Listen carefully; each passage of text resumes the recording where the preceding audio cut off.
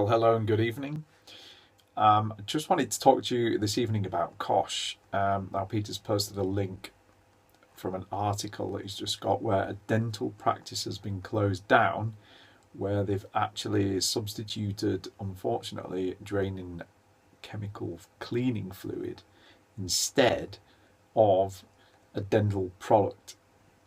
Now, I don't exactly know how this has happened, but clearly there are some contraventions in COSHH going on there, and HSE have actually stepped in and investigated this incident fully. Obviously, there's repercussions where they have to talk to the patients, a lot of which were children. I think there was 43 children involved in this incident.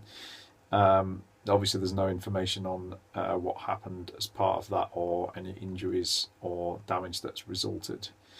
So it's just a reminder about COSHH, really. Obviously, it's one of those important things that you have to attend to as part of health and safety. Now, most people, you will have a COSHH folder. Hopefully there's not just material safety data sheets in there, but actual COSHH assessments where someone has gone through, examined the information from the manufacturer, examined how you use the chemical, and then put that down on a sheet of paper somewhere with appropriate sections filled in. For example, what to do in the event of first aid and emergency, how much of the substance you're using, what control measures you're using. So are you using exhaust ventilation? Are you using correct PPE? Can you substitute the chemical for a less hazardous alternative? How are you storing the chemical? So clearly, as a good example in this, a number of things that could have gone wrong, which you obviously have to look at. How do you store chemicals? Particularly with regard to storage of chemicals with incompatible substances, where you've changed the labels on the chemical or transferred it to an alternative container.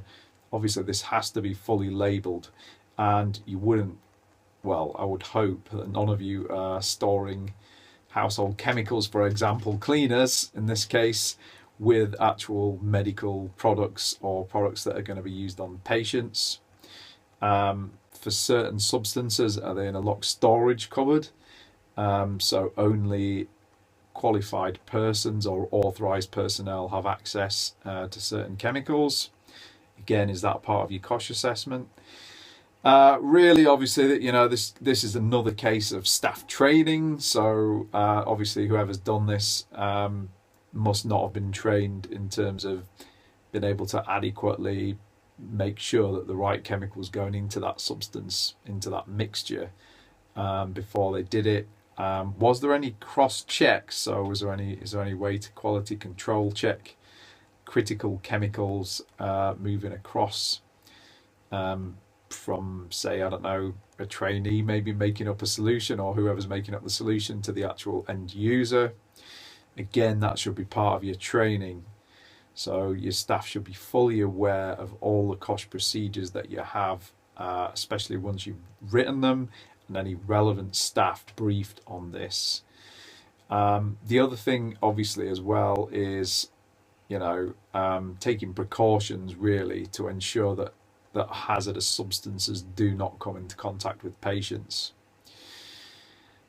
So the other thing is, obviously, it's a good opportunity maybe to review your COSHH procedures. So have a look through your COSHH assessments. A competent person should then review, have we got everything in place that we need? Has anything changed? For example, have we switched manufacturer or supplier of a certain chemical? So I would check that as well. The other thing is that often suppliers as well will update their material safety data sheet. So even if you've got a back catalogue of MSDSs along with your COSHH assessments, you may store the two together. It's worthwhile just checking to see any chemicals that you've been sent recently. Have they been sent with the MSDS? Is it the same as the one we've got?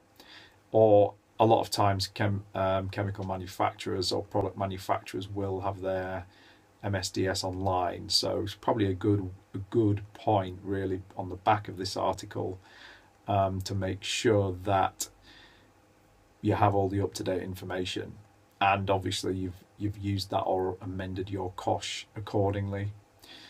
I mean, for a classic example is, so anything with an orange chip symbol would definitely be out of date now. So there need to be the white diamond based CLP symbols, control and labeling packaging substances on hazardous chemicals.